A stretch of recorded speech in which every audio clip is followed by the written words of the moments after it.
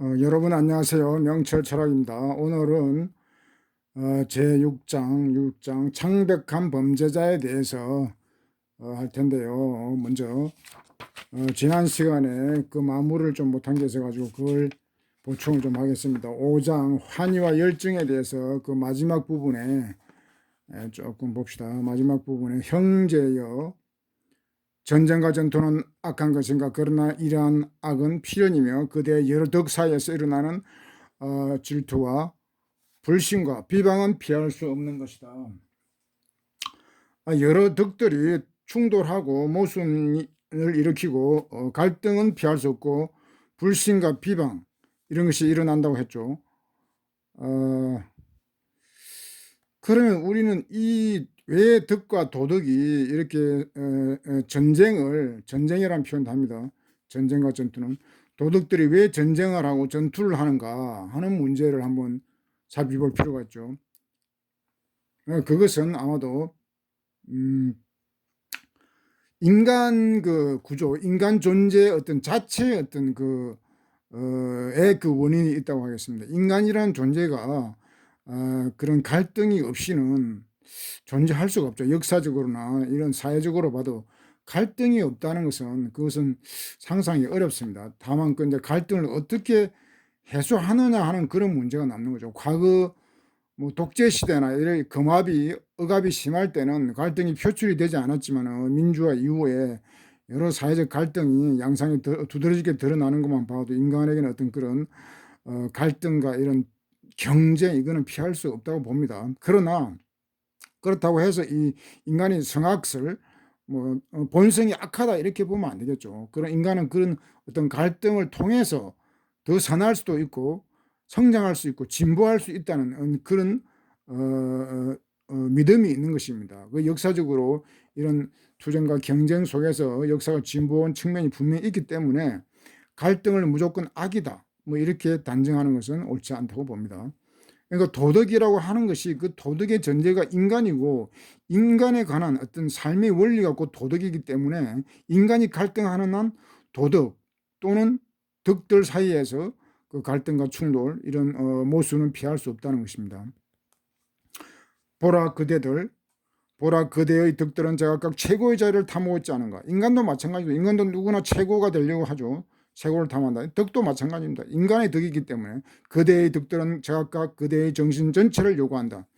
덕들 어떤 덕이 됐든 정신 전체를 갖다가 수단으로 삼으려고 하는 것입니다. 그 최고가 되기 위해서는 다른 모든 어떤 덕들을 갖다가 수단으로 삼으려고 하는 것이죠. 그대의 정신은 자신들의 전령으로 삼고자 한다. 역시 수단으로.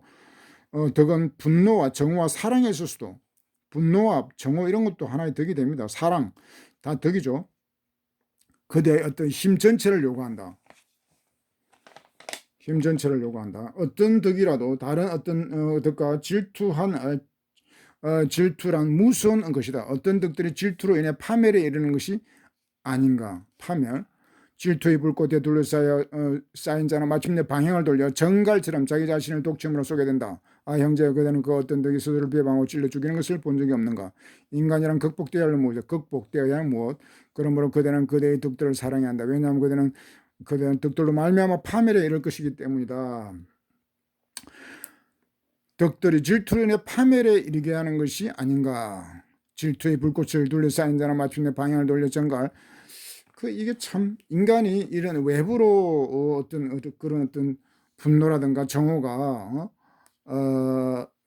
외부로 어떤 향해 가지고 그것이 어떤 해소가 되고 성화가 되면 또 모르겠는데 그것이 안 될 경우에 인간의 어떤 공격성 이런 것이 외부로 향하지 못하면 내부로 자기 자신에게로 돌아와서 정갈처럼 자기 자신을 죽인다는 겁니다.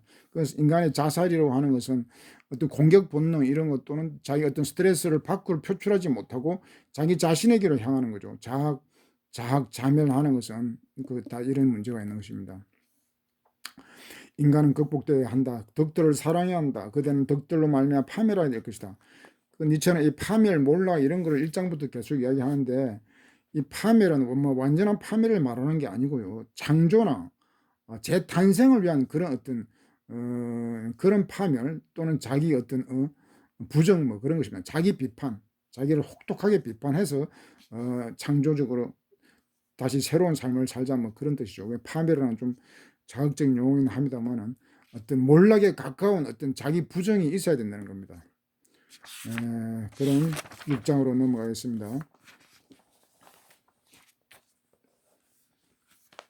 6장은 이 제목도 좀 이상하죠. 창백한 범죄자. 범죄자 그러면 앞에 수식어가 이 창백한하고는 그렇게 어울리지 않는 건데, 이 창백한 이 말은 병자나 환자들에게 어울리는 말이죠. 그러니까 이 범죄자라는 것이 뭔가 좀 다른 느낌을 주는 말입니다, 이게. 그리고 이 장은 상당히 좀 난해합니다. 그렇기 때문에 이 장을 완전히 이걸 독파한다는 것은 무리가 있고요. 뭐 어떤 흐름이라든가 이 전체적인 어떤 그 니체의 어떤 주장 그것만 간파해도 소득이라고 하겠습니다. 그러니까 여기서 이제 가다 보면은 좀 어려워지는 부분이 있는데, 그런 부분들은 너무 그렇게 뭐 부담 갖지 마시고 일단 한번 시작해 봅시다.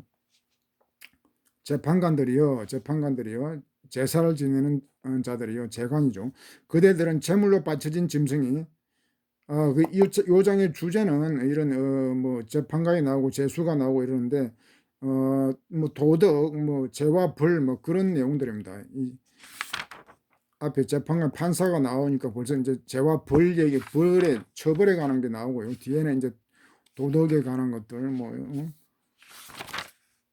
정의에 관한 것도 있고 그렇습니다. 하여튼 이제 한 가지 주제만 가지고 한 게 아닌, 니체는 어떤 이런 글을 쓰면서 한 가지 주제만 이야기한 것도 있지만은 여러 주제를 갖다가 아울러서 그냥 이렇게 나열한 경우도 있습니다. 이 경우는 그런 겁니다. 죽일 수 없단 말인가? 창백한 범인이 고개를 끄덕이고 그의 눈은 커다란 경멸을 보이고 있다.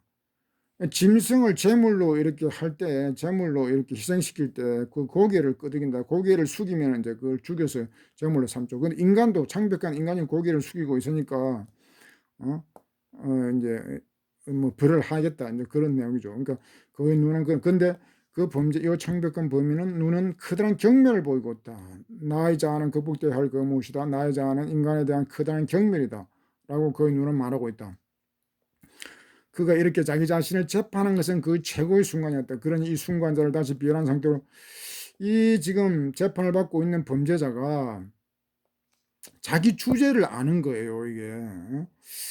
참 이런 자기 주제를 안다는 것은 쉬운 일이 아니죠. 보통 사람이 자기 주제를, 어떤 자기 주제라는 것은 철학 같은 그런 건데, 또 철학이 좀 있다는 건데, 그거는 대단한 겁니다. 이 지금 범죄자는 나는 극복되어야 할 존재라는 것을 안다는 겁니다. 이게 중요해요. 극복되어야 한다. 이건 뭐 초인이 되어야 한다는 걸 안다는 거죠. 그럼 각성을 한 거죠. 보통 사람들은 초인에 대한 개념이 없고 초인이 되려고도 하지 않고 그런 당위성을 전혀 모르고 자각이 없는데, 이 지금 범죄자는 초인이 되어야 한다는 것은 알고 있어요. 그래서 나름대로 자기 극복의 어떤 시도를 한 것 같아요. 극복되어야 할 무엇이다. 나의 자 인간은, 그러나 이제 극복을 시도를 했는데 실패한 것 같습니다. 그래서 나의 자아는 인간에 대한 크다는 경멸이다. 그 실패했기 때문에 경멸이죠. 자기 경멸. 그 자기 경멸은 모든 인간에 대한 경멸하고도 어떤 통하는 바가 있죠. 거의 눈이 말하고 있다. 그가 이렇게 자기 자신을 재판한 것은, 그러니까 자기 자신을 이렇게 판단한 거죠. 자기 자신은 경멸적인 존재다. 응? 경멸. 자기 부정, 자기 부정이 이제 극단으로 이게 치솟으면은 희생까지도 감내하겠다는 겁니다. 자기에 대한 커다란 경멸이기 때문에 희생까지도 각오한 그런 모습입니다. 자신을 재판한 것은, 그러나 이제 최고의 순간이었다. 자기 자신을 정확하게 알고 자기 판단을 내린 것은, 그것은 어떤 숭고한다, 숭고한 일이다. 그런데 비열한 상태로 돌아가게 하지 말라. 그런데 이제 이 숭고한 자가 왜 비열한 상태가 되었는지 그건 나중에 나오겠죠. 이와 같이 자기 자신으로 말미암아 고통스러워하는 자는 어떠한 구원도 없다. 그러니까 비열한 상태로 돌아갔구만요. 비열한 상태로 돌아갔기 때문에 구원이 없다는 겁니다. 숭고한 자, 자기 자신을 알고 주제를 파악하고 숭고한 자였다면은 더 상승을 하고 더 자기 연말을 했어야 되는데, 비열한 상태로 돌아감으로 인해 가지고 자기 더 경멸이 심해지고 자기 고통과 고뇌가 심해져서 이제 구원이 불가능하게 됐기 때문에 구제불능의 상태에 빠졌다는 거죠. 그럼 구제불능이면 죽는 것 외에는 답이 없는 거죠. 판관들이요, 재판관들이요, 그대들은 안갚음이 아니라 동정심에서 동정심에서 죄를 처형해야 한다. 동정심. 그러니까 이 재판이라고 하는 것이, 동정심은 여기서 부정적인 말이 아니고 연민, 사랑 뭐 그런 뜻이겠습니다. 그러니까 재판이라고 하는 것이 그동안 뭐 고래로 다 이게 어떤 복수의 어떤 그런 도구라고 볼 수 있습니다. 재판이라는 것은 그 사실 복수를 갖다가 실현하는 그런 잔인한 거거든요. 그러니까 니체가 벌써 이런 걸 이야기하는 거예요. 재판을 하되 복수심에 불타서 하지 말고 인간에 대한 어떤 동정, 연민을 가지고 사랑을 가지고 처형을 하라는 겁니다. 그리고 그대들은 사형을 집행하면 그대 자신의 삶을 정당화하도록 하라. 요 말도 정당화, 도덕이든 법이든 역사적으로 이것은 삶에 적대되어 있습니다. 니체가 볼 때는 도덕이나 법이나 삶에 적대적, 다시 말해서 삶을 부정하고 삶을 훼손시키는 그런 어떤 기능을 해왔습니다. 그렇지만 이제 재판을 똑바로 하려고 그러면은 삶을 정당화하도록, 삶을 긍정하는 그런 식이 되어야 된다면, 삶을 정당화하는 것이 되어야 된다. 그대들이 죽이는 자와 화해하는 것만 충분하지 못하다. 그럼 처형을 하니까 그 화해하는 거로 부족하다 이 말이죠. 슬픔이 어떤 사형을 내린 데 대해서 인간적인 어떤 비애가 있겠죠. 슬픔이 초인에 대한 사랑이 되게 하라. 초인에 대한 사랑, 어떤 초인 세상을 만드는 데는 희생이 불가피합니다. 그런 희생이 따르는 것이기 때문에, 그러니까 초인을 생각하면서 삶을 정당화하라는 겁니다. 살아있음을 정당화하라. 적이라고는 부르되 악인이라고는 부르지 말라. 병자라고는 부르되 죄인이라고는 부르지 말라. 또 이것도 참 특이한 거죠. 이게 니체의 어떤 매 장마다 이런 새로운 주장들이 나와요. 죄인이라고 하지 말고 병자라고 하라는 겁니다. 그리고 죄인이지만 죄를 지어서 악을 행했다 하더라도 악인이 아니고 적이라는 겁니다. 적. 왜 이런 주장을 할까요? 이제 다음 내용을 보면 나옵니다. 그리고 그대 붉은 옷의 판관이요 만일 그대가 생각 속에서 이미 저지른 모든 일을 요란하게 떠블리려 한다면 모든 사람들이 오물덩어리 이 독충을 제거하라고 소리칠 것이다, 규탄할 것이다. 그러니까 판검사 이런 것도 옛날부터 그냥 오물덩어리 이런 독충 취급을 받았다는 겁니다. 이게 한마디로 지금도 마찬가지죠. 지금 뭐 기레기라는 말도 있지만 사실 뭐 판내기, 금내기 이런 것도 말이 되는 거예요. 그러니까 오물 덩어리 정도밖에 안 되는 존재들입니다. 옛날에 직업적으로 해도 조선시대에서 판검사 이런 거는 그냥 잡지죠, 잡지.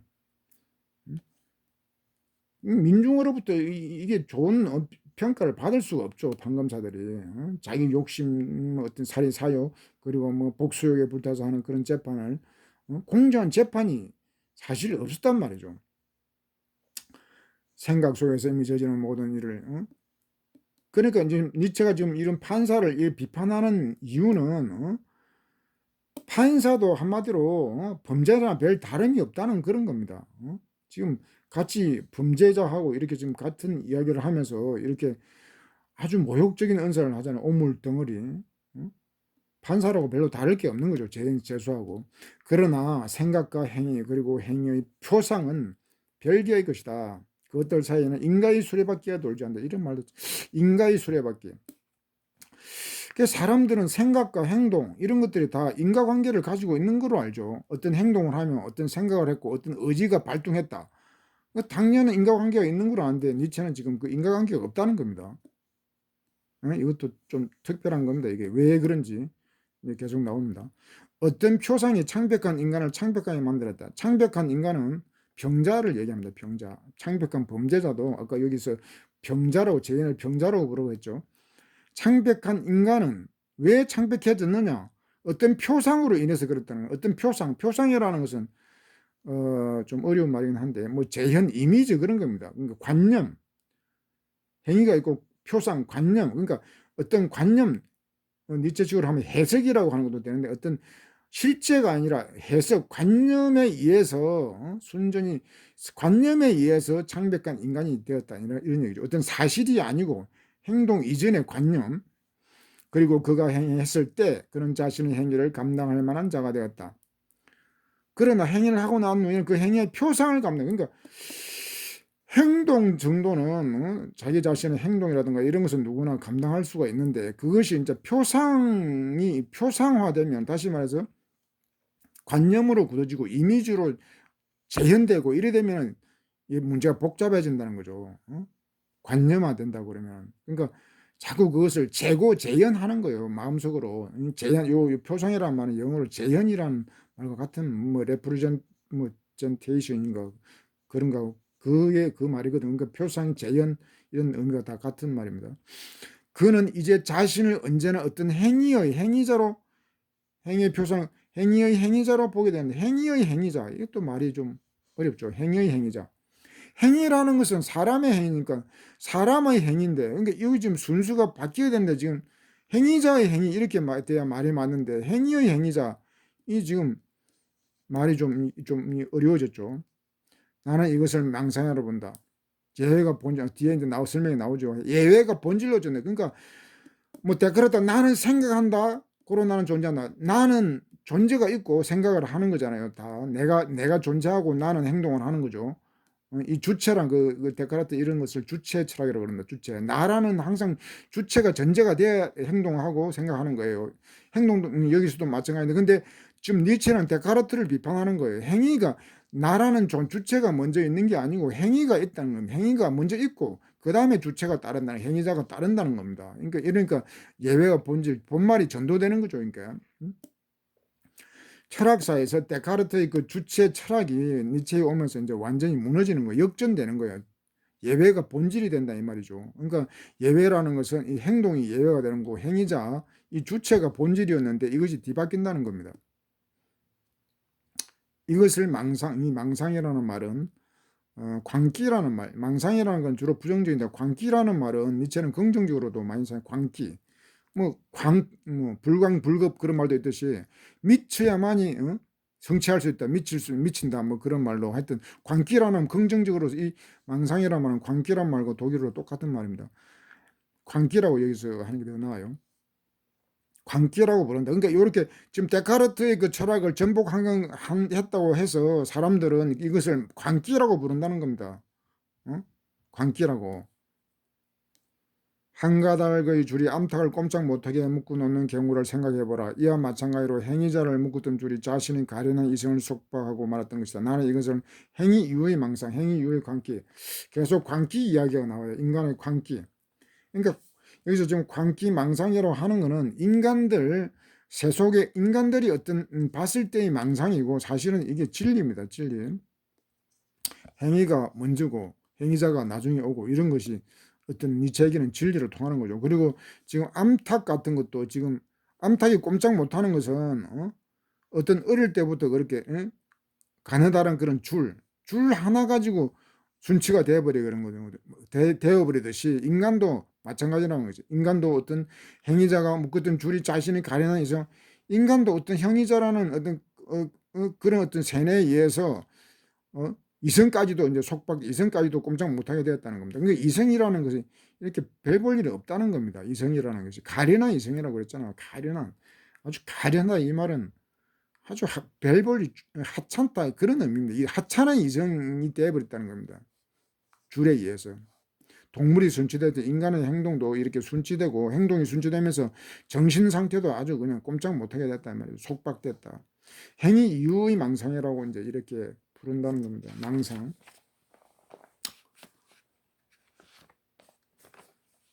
들어라 재판관들이여, 또 다른 망상이 있다. 망상이 지금 행위 이전, 행위의 망상, 좀 세 번째 나옵니다. 행위 이전의 망상이 또 있다는 거예요. 망상에 대해서 지금 세 가지.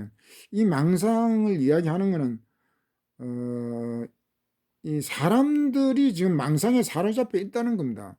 사람들이. 그러니까 세 가지 지금 망상에 사로잡혀 있다는 거예요. 앞에 지금 이야기, 행위 이전에 또 망상은 뭐냐면, 내가 보기에 그대들은 이 망상의 영혼 속으로 충분히 깊이 들어가지 못했다. 그러니까 광기라는 것을 모른다는 겁니다. 이거 광기, 망상이라는 것을. 사람들은 광기, 망상이라는 것이 좋은 것인지 나쁜 것인지 이런 개념 자체가 없다는 거죠. 재판관들은 이렇게 말한다. 이 범죄자는 왜 살인을 했는가? 강탈하고 했기 때문이다. 그러나 그대들에게 나는 말한다. 니체가 말을 하는 겁니다. 그대의 영혼은 강탈이 아니라 피를 원했다. 그는 칼의 행복에 굶주려 있었다. 재판관들도 이게 모르는 거예요. 무식하기를. 행위 이전의 망상과 뭐 행위 이후의 망상, 행동이 먼저냐, 주체가 먼저냐, 생각이 먼저냐, 주체냐, 이런 거 철학이 없죠. 그러니까 판사들은 단순한 거예요. 그냥 범죄자가 나오면은 그냥 강탈이냐, 살인이냐, 이런 것만 따지는 거예요. 그 이전에 동기라든가 그 이후에 어떤 그런 상황, 이런 걸 고려를 못 한다는 겁니다. 무식한 판검사들이 이렇게 재판을 해요. 지금도 철학이 없는 거예요, 한마디로. 그 니체는 이제 그 뭐라고 그러냐면은 그게 아니고 범죄를 하는 것도 그거는 강탈이 아니라 피를 원했다 이 말이지. 그는 칼의 행복에 굶주려 있었다는 겁니다. 그러니까 범죄의 동기가 이렇게 복잡해지는 거예요. 피를 원했다. 이 피라는 거는 어떤 인간의 어떤 본능하고도 관련이 있는 거예요. 그러니까 인간의 본능이 뭐죠? 공격 본능 이런 게 있거든요. 원시인들의 그런 삶을 보면 아주 공격성, 전투, 전쟁 이런 게 다반사였기 때문에 지금도 인간의 유전자에는 이런 피해 본능이 있는 겁니다. 그러니까 만일 이 범죄자가 범죄를 했다면 그 범죄의 동기가 이런 것까지도 나온 DNA에 들어있는 이런 본능까지도 다 고려를 할 수 있다는 겁니다. 니체는. 그리고 근데 칼의 행복, 그러니까 공격, 전쟁 그런 가운데서도 원시인들은 어떤 행복을 찾았겠죠. 그런 굶주림이 지금까지 남아 있다는 겁니다. 그러나 범죄자의 가련한 이성은 이런 망상을 이해하지도 못하고 그것을 설득하려고 했다.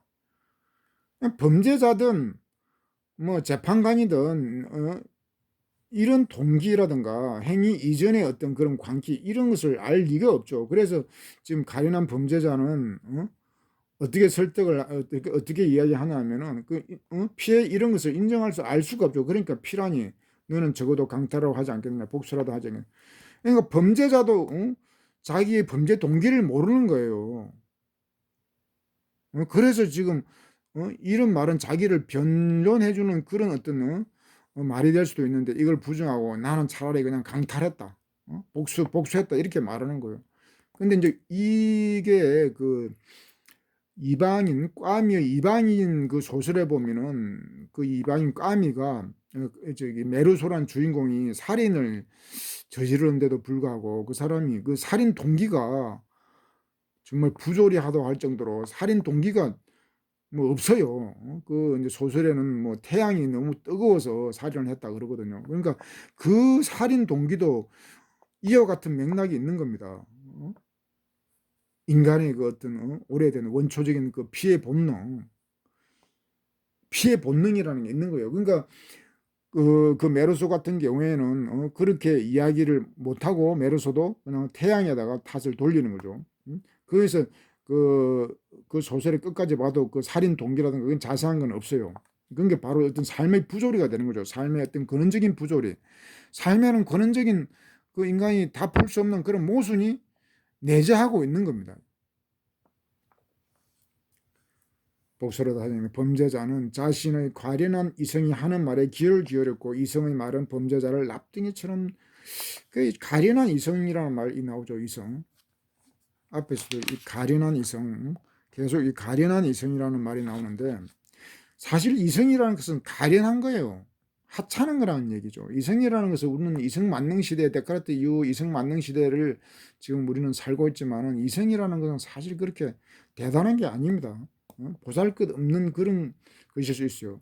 니체가 말한 대로 한다면 어떤 박제된 이성 그런 거예요. 박제된 이성 또는 어려운 말로 형해와 그런 말도 하는데 그 이성이라는 것이 어떤 사실과 사태를 담을 수가 없어요. 제대로 설명할 수 있는 그런 틀이 아니거든요. 그러니까 그 니체는 그래서 이제 이성이라는 말보다는 본능 이런 것을 더 이제 물론 이때 본능이라고 하는 것은 대단한 본능이죠. 어떤 원초적 어떤 우주적 본능, 신적 본능, 초인적 본능 뭐 그런 뜻이긴 하지만 하여튼 그래서 이성보다도 니체는 본능 뭐 직관 이런 것을 더 중시합니다. 그러니까 이성이라는 것은 언어를 통해서 이 언어를 통한 그런 이성이기 때문에 언어 자체가 한계가 있으면 이성도 문제가 많은 거죠. 근데 사실 언어가 한계가 많아요. 이해하지 못하고 피란이 적어도 범죄자는 자신의 가련한 이성이 하는 말에 귀를 기울였고 이성의 말은 범죄자를 납득이처럼 넓다. 그러니까 이성이라고 하는 것이 사람을 자꾸 이렇게 억압을 하는 억누르는 거예요. 이성은 말을 통해서 범죄자를 납득이처럼 눌렀다. 이성이 사람을 잡는 거죠. 언어가 사람을 잡는다는 겁니다. 그리하여 범죄자는 살인을 하면서 강탈까지 했던 것이다. 범인은 자신의 망상을 부끄려하려고 하지 않았던 것이다. 망상을 모르니까요. 망상을 뭐 이렇게 뭐 피의 보복 원초적 본능 뭐 이런 걸 모르기 때문에 부끄러워하지 않으려고 했던 것이다. 그리고 이제 다시 그 죄책감이라는 납득. 그러니까 이성이라는 것은 생각이잖아요. 쉽게 하면 생각이 생각하려고 하면 죄책감이 납득이처럼 무거워지는 거야 자꾸. 표상이라고 아꼈는데 그 표상이 바로 이거거든요. 이성. 어떤 하나의 어떤 행동이 있으면 그걸 그냥 끝나면 되는데 계속 생각을 한단 말이에요. 그러니까 그게 이제 표상이 되고 관념이 되고 쌓이면서 납득이처럼 이렇게 사람을 억누르는 거죠. 그러자 거의 가련한 이성은 다시금 몹시 굳어지고 몹시 마비되고 무거워졌다. 이성은 이렇게 무거워진다는 겁니다. 만일 그가 머리를 내줘 흔들 수만 있다면 그의 무거운 짐은 굴러 떨어질 것이다. 그러나 누가 그 머리를 흔들 수 있단 말인가? 누가 그 머리를 흔들 수 있는가? 이게 이성의 어떤 노예가 된 겁니다. 사실은 이성이라고 하는 것이 우리가 이성을 지배하는 것이 아니고 이성이 인간을 지배하는 지금 그런 시대예요. 근데 이성이 그렇게 현명한 게 아니기 때문에 문제가 된다 이 말이죠. 내 마음대로 이성을 내가 다룰 수 있는 것이 아니고 이성이 다시 말해서 내가 언어를 구사하고 하는 것 같지만 사실은 언어가 인간을 부리는 거예요. 언어가 인간을 조종하는 거예요. 그러니까 언어와 이성은 이렇게 일치시키도 되는데 하여튼 이성의 조종을 당하고 있다. 언어의 조종을 당하고 있다. 인간은 그런 겁니다. 그래서 이것을 흔들 수가 없다는 거죠. 이게 쉽게. 이걸 떨어내야 되는데 머리만 흔들어 버리면 이거 다 굴러 떨어질 텐데 누가 그 머리를 흔들 수 있냐 이 말이에요. 이게 간단한 문제가 아니죠. 지혜가 있고 철학이 있고 뭐 해야 가능한데요. 하여튼 이 사람의 정체는 무엇인가? 인간의 정체는 무엇인가? 그래서 묻는 거죠. 도대체 인간이 뭔가? 정신을 통해서 세계로 그 손을 뻗치는 질병들의 태생을. 니체가 지금 이렇게 하면서 이제 극단적인 또 용어가 나와요. 그러니까 니체의 이 극단적인 용어는 이게 이제 문학 작품 형식으로 썼기 때문에 가능했다고 봐요. 이게 논리적인 어떤 그런 철학서로 썼으면 이렇게 좀 질병의 퇴직물 요렇게 심한 말들을 할 수 없었겠죠. 근데 문학이기 때문에 이제 비유적으로도 읽을 수 있는 거거든요. 이게 인간이라 하는 게 질병의 퇴직물이다 이런 얘기를 지금 하는 겁니다. 병이 들어도 한참 들었다는 이 말이죠. 질병들은 이 세계에서 먹이를 찾으러 하는 것이다. 이 사람의 정체는 무엇인가? 사람의 정체는 무엇인가? 서로 화목하여 지내는 경우가 드문 사나운 병들이 한 무더기로 엉켜 있다. 화목할 수도 없는데 한 무더기로 엉켜 있어요. 참 이거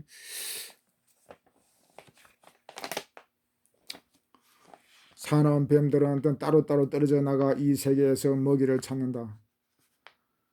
엉켜 있는데도 불구하고 또 따로따로 노는 거예요. 이게 따로따로 노는데 이것이 따로따로 이건 뭐 개인주의라고 할 수 있는데 니체를 뭐 개인주의자라고 이렇게 또 단정하는 그 사람들이 있더라고요. 근데 니체는 개인주의가 아닙니다. 여기서 지금 개인주의를 비판하는 거죠. 개인주의가 아니에요. 니체는 초인이 개인주의가 될 수 없어요. 초인은 우주적인 존재인데 어떻게 개인이라고 할 수 있어요? 초인은 개인이 아닙니다. 개인주의가 아니고 초인을 가장 쉽게 이야기하면 어떤 신과 같은 그런 경지라고 보면 신은 우주를 다 책임지는 사람이잖아요.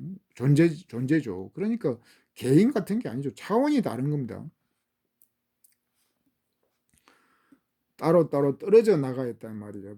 뱀같이 이렇게 엉켜 있으면서도 같이 존재하면서도 화해하지 못하고 따로따로 떨어져서 나가서 제 갈 길을 간다. 각자 도생 뭐 이런 말 하죠. 각자 도생, 각계전투. 현대사회, 한국사회가 지금 각자도생, 각계전투밖에 없어요. 같이 좀 뭉치고 공동체적인 어떤 그런 삶을 살고 그런 게 아니라 오로지 나 홀로 뭐 홀로죠. 요즘은 홀로죠. 뭐 홀로 뭐 홀로를 가지고 뭐 생긴 말들이 많죠. 이 가련한 몸을 보라. 요 문단은 조금 문제가 있어요. 앞에 하고 좀 모순이 되니까 건너뛰겠습니다. 지금 병들어 있는 자를 지금 악이라고 불리는 요 글은 상당히 논쟁적입니다. 이 장은 논쟁적입니다. 이게 지금 완전히 정반대로 지금 해석하고 있는 거에 정반대로 해석할 수도 있고, 그리고 무척 난해하기 때문에 참 문제는 있어요. 그렇지만 이 지금 장이 상당히 좀 어떤 철학적인 주제를 담고 있기 때문에 반드시 또 이걸 통과를 해야 됩니다. 지금 병들어 있는 자를 악이라고 불리는 악이 덮치며 습격한다. 병들어 있는 자를 악이라고 부르는 악이, 병든 거하고 악은 사실 다른 건데, 니체는 이게 지금 악을 병든 자를 악으로 보는 거예요. 그러니까 그러니까 병든 자를 악이란 이름으로 더 공격을 한다. 뭐 그런 얘기입니다.